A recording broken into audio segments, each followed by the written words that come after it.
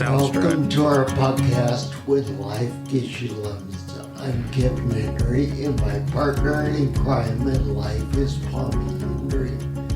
I have a rare disease known as spinal cerebellar ataxia, which is a neuromuscular disease. This has left me mobility challenges while I speak with a speech impediment, noise-induced anxiety. Living with these disabilities for over 20 years, we have developed helpful hints and life lessons that we would like to share with you that has made our life easier and possible in some cases. We consider ourselves disability advocates and intend to educate ourselves and you about other disabilities and issues, and also talk about things we find interesting and frequently encounter when we're out and about. Hey, Kevin, welcome to the podcast for June. June already, summer. I know, hot here. We have temperatures of in the 95s, 98, so it's hot here in Missouri. Yes, it is. So our episode is about something that we had talked about previously in a previous episode when I mentioned haphazardly that it was against the law, and you said... And we spoke in jest about it and said there's no such thing as disability police. Right, yeah. So we're going to go back to that. So this episode is about why we need ADA police. And that was published where? In what publication? Oh, well, I was... We didn't just make this up. Yeah. We read this in the Global Disability Inclusion website. This is their latest report. It was for April 9th. It was written by Meg O'Connell, who's in a wheelchair herself. And it was it was posted in April 10th. So... And it's not our original opinion, but she's got some good points. Well, I think it is. We do agree that there should be police. How and why and how it's funded might be the questions that we have, might be the questions that we are going to talk about today. Oh, why don't you give them the cliff notes of the article, and then I have some objections to other things that are not the principle of whether or not it should be done, just how and when, right? Sort of thing. So this article is based on the fact that she was in a wheelchair, and her family and her went to a movie. They parked and headed to the elevator where they take it up to go to the lobby. On the second floor is where you enter into the movie theater, and that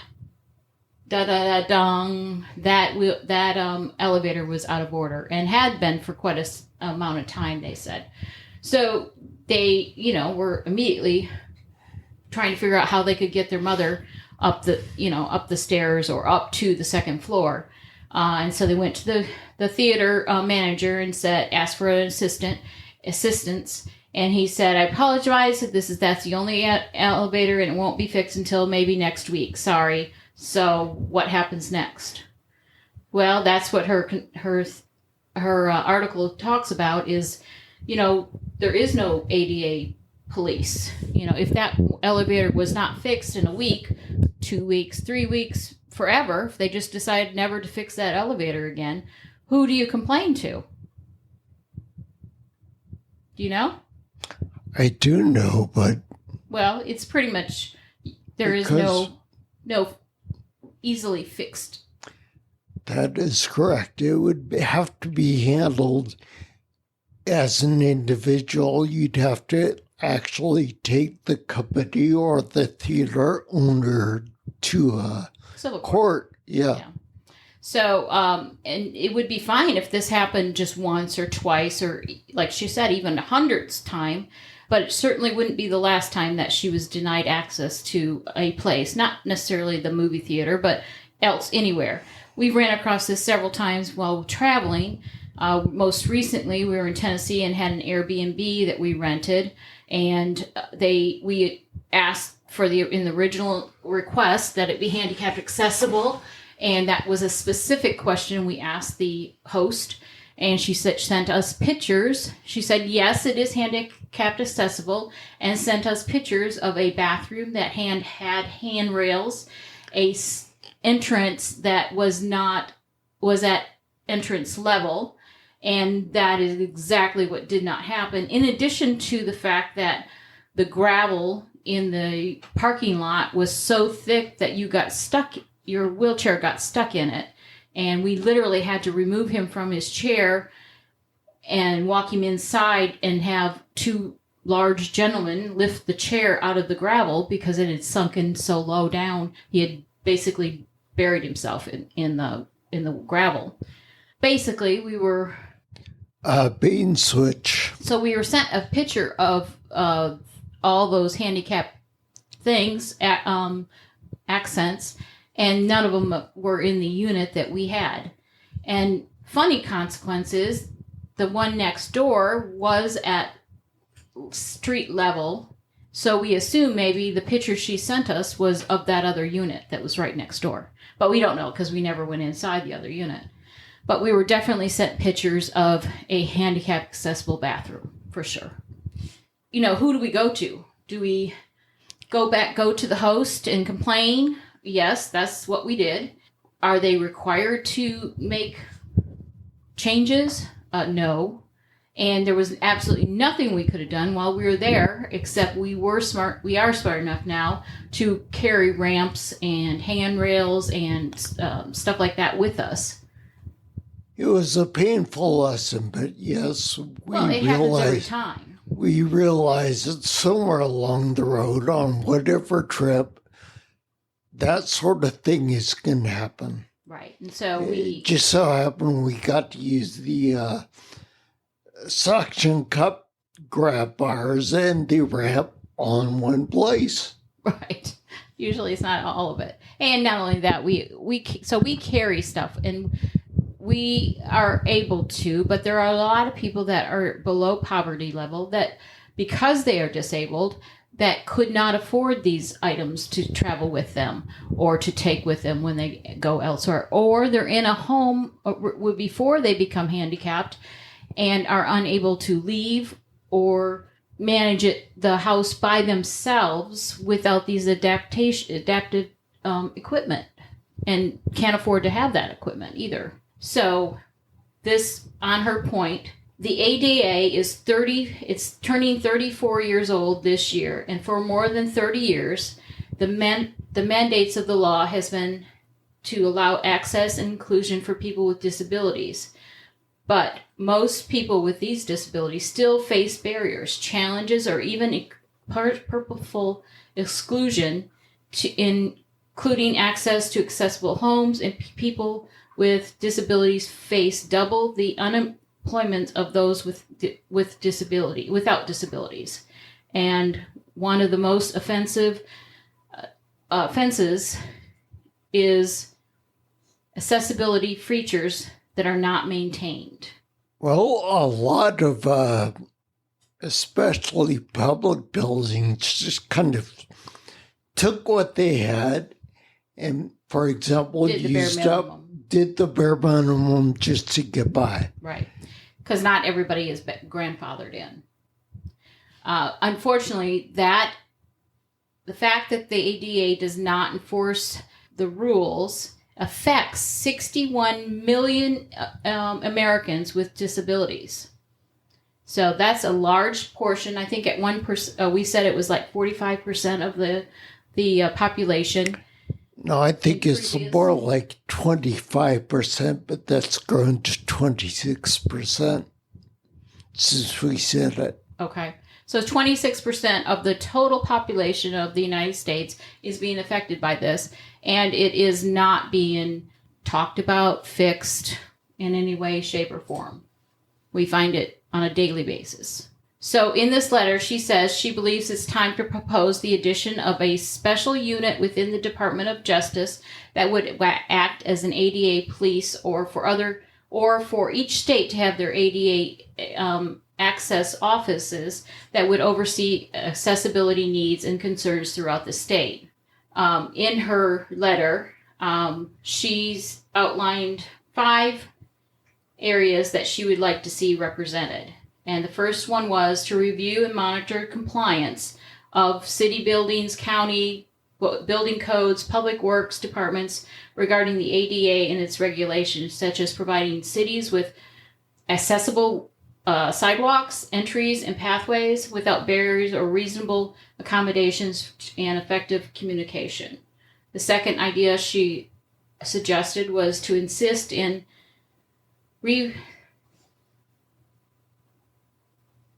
actifying access issues, like the ADA Access Office would help with cities, states, local governments, and businesses to find solutions for these accessible areas or issues. They would keep the local and national best practices to help entitle addresses and rectify any problems. The third idea was an investigate cases such as a neutral party educated in the ADA requirements of the office that would be involved in investigating these cases that are reported, make recommendations, and prosecute the cases of neglect, discrimination, abuse, and misconduct. The fourth would be provide training and technical assistance to agencies on how to interact with people with disabilities in a respectful, safe, and proactive manner, and how to prevent and resolve access issues and concerns.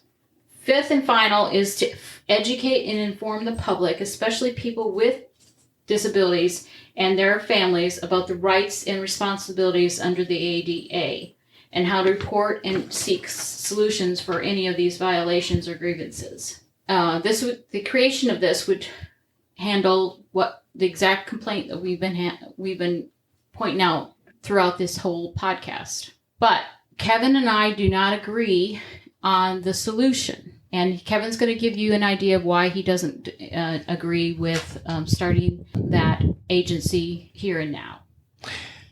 Now, bear in mind, I don't disagree with the ideas. Just, I don't think now is the time to do it. And I'm going to read you a statement why I went ahead and wrote it out loud to make sure I had everything factually correct. So if you're wondering, yes, I'm going to read off a piece of paper here. But unfortunately, my voice is still going to be messed up. Our country is $34.67 trillion in debt as of June 2024. That, is based on the fiscaldata.treasury.gov. They have a debt countdown, if you will, that keeps track of how far in debt the country is. And for the sake of simplicity, if you're going to do mental gymnastics with any of these numbers to drop the 6-7, if we can raise $34 trillion, that $670 billion is not going to be an issue. So I'll concede that point.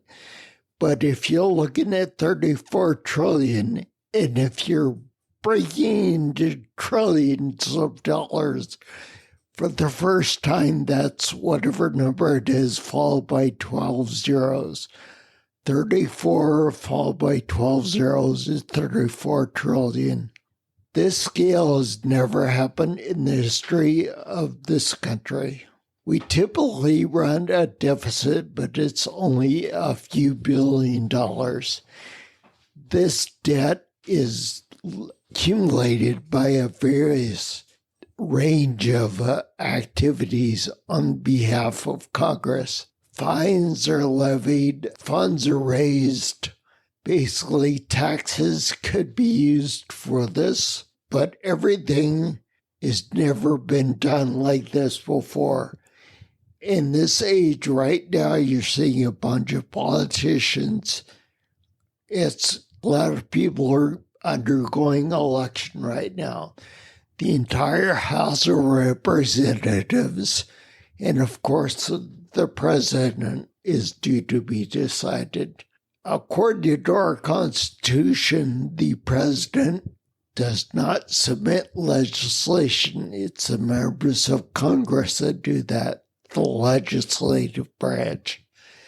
But if somebody has a good idea, be it a president or one of his cabinet or Joe Blow in the street, I don't care, that idea needs to be discussed. And as far as I know, nobody has come up with an idea of exactly how we're going to raise $34 trillion, not pass it on to our children.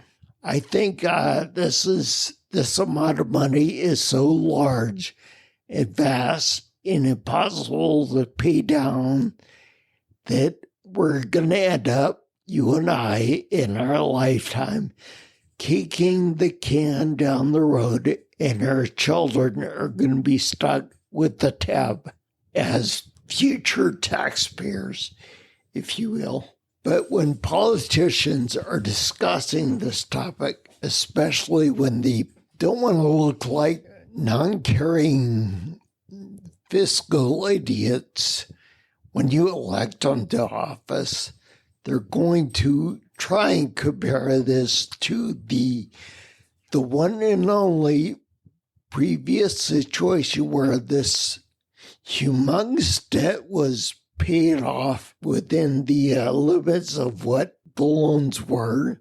And I'll go ahead and explain that for you.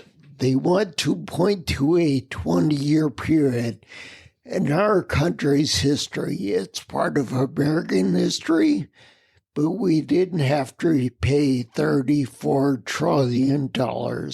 At the end of the Depression era, the country had accumulated a bunch of debt from the social work programs they implemented in an effort to keep our economy from crashing worse than it was. And those efforts did pay off. Kudos to those past politicians. I'm not saying it couldn't have been done better, but hey, it worked, which led us to the next crisis, which was World War II. That cost a lot of money. The third era was after World War II. All the stuff that was destroyed from all the fighting had to be rebuilt.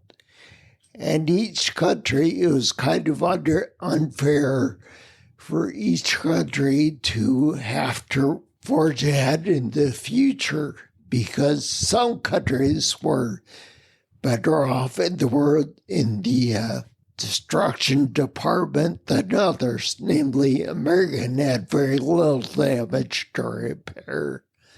But on the other hand, France was occupied by Nazi Germany for quite a while. And they had things that the Nazis had destroyed in their country that needed to be rebuilt. Not to mention, there was Germany itself had to move away from Nazism, change their government, and rebuild basically a country that had been destroyed by the Allies, if you will. Some countries had it a lot less serious as far as damage is concerned than others did. So really, you can't compare this huge debt over a short period of time to the not so huge debt or not as large debt that was accumulated over 20 years of time. It's like comparing apples to oranges. It's not a fair comparison. It's not fair both because of the ground circumstances surrounding the debt was not the same, was not handled the same, but the economy of our country was not the same. Our economy was booming once we got things ramped up after the Great Depression. And when World War II came around, industry, yes, had to stop building some things and start building other things for the war effort, but their main obstacle was manpower.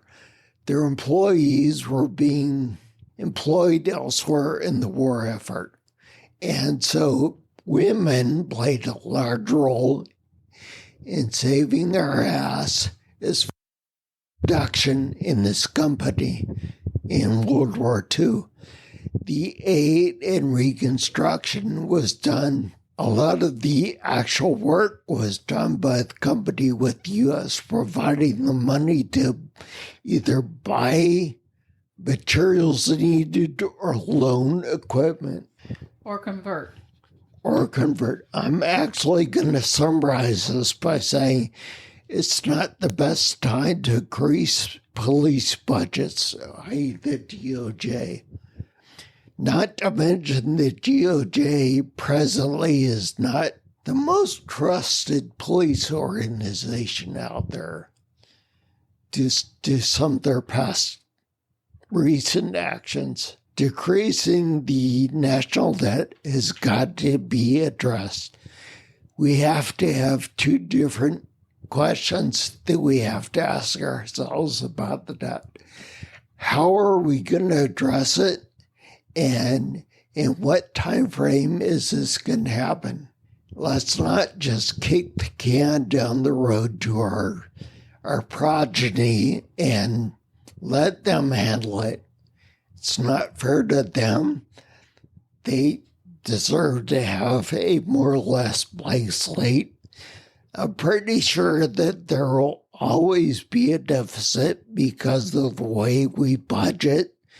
Things happen that we didn't account for when we propose those budgets and get them approved. Things that have to be addressed that can't wait till next fiscal year to address.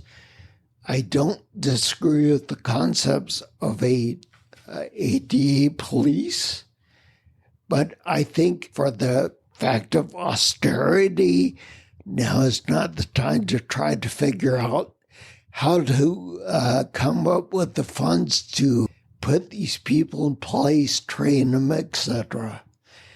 In some cases, I'm sure states are better equipped to handle this. For example, I'll give you a program that our state, Missouri, was considering, and that is in Aging Matters, where they're talking about, as a part of the natural cycle of life, you're going to become less and less able. Your eyesight's going to go, your hearing's going to go, your joints are not going to work the way they used to, so there are a lot of disability issues that will have to be addressed as people age. That would be a wonderful place to start the ADA policing movement in Missouri, but that may not be the case everywhere. And with that, I'm done. Okay. So, yeah, that was my thought. Yes, I agree. Kevin just stated the facts. We're basically in debt in a huge amount for the federal government. But each state varies. Some states are better off than other states. But I think that is where we should have this policy being enacted by is the states. I think the states should take responsibility of the ADA policing. I think they currently have agencies now that it would easily slip into, like Kevin said about the aging, because I don't think, same thing, don't kick the can further down the road, because people are suffering today. You are unable to access areas and things that you would like to do to have a full life. You have a shorter life already, so it is imperative that you make the most of what you have. And I think being not able to attend places or not go somewhere because of your disability, you're not being treated fairly. So I don't think wait until the future is better is the answer. I think it should be established within the state's police, ADA policing versus the federal. So that's the only place I differ from you. I just think it's not going to help you in 20 years. You're not going to be here in 20 years. So, and that happens to be the case in most disabilities. It shortens people's lives.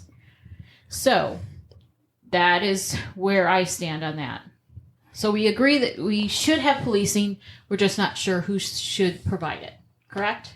That's correct. Or how it should be implemented or paid for. Right. Okay.